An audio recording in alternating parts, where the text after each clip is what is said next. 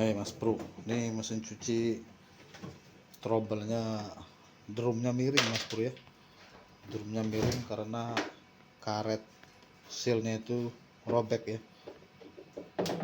Drum pengering mas bro, drum pengeringnya itu miring karena karet sealnya robek, dan juga pernya ya, per kaki dari mesinnya itu patah mas bro. Jadi pada saat dihidupkan dia lutak berisik gitu ya, karena drumnya miring, sealnya robek, kaki pernya patah ya. Nah ini kita bongkar dulu ya, buka dulu bautnya tuh.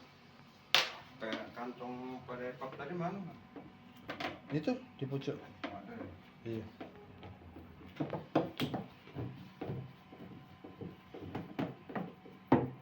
Nah ini robek mas bro ya, sealnya ini ya.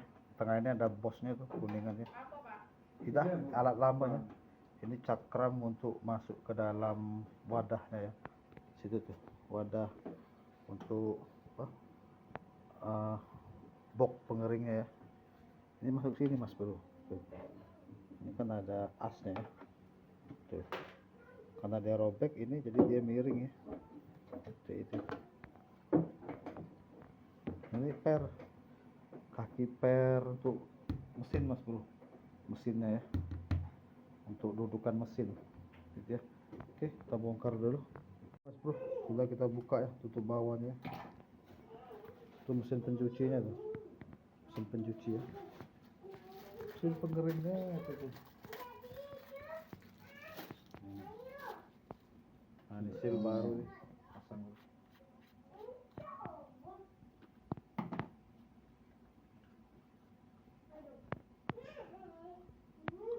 Pucuk Iya, ya sudah masuk lah.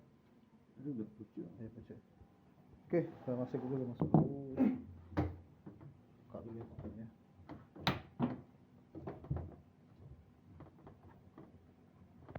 Ini sempitnya nih gitu. Masuk situ mas. Yuk. Oh.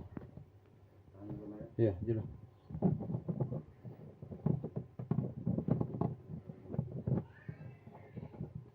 Tuh sudah dipasang ya.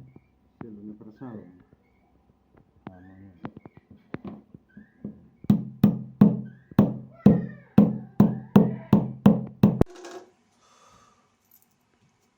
Nah itu pernya mas bro ya, per kakinya ya, yang baru kita pasang ke situ, pasang ke mesinnya.